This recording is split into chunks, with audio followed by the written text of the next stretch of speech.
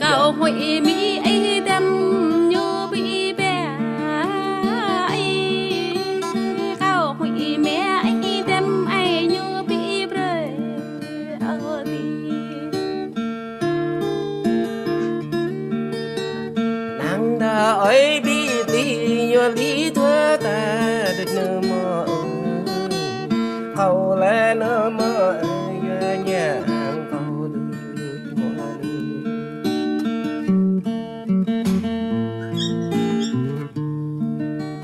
thầu nhìm nói mơ ca vẽ sang đi cầu đuôi ya la nơ mơ ơi để cho bre ya cầu đi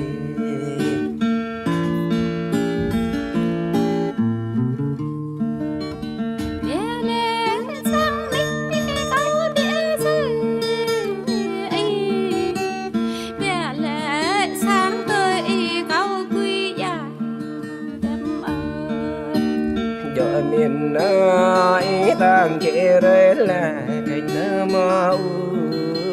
ơi giờ miền mơ ơi bé đừng ra có tí cành mọi nhà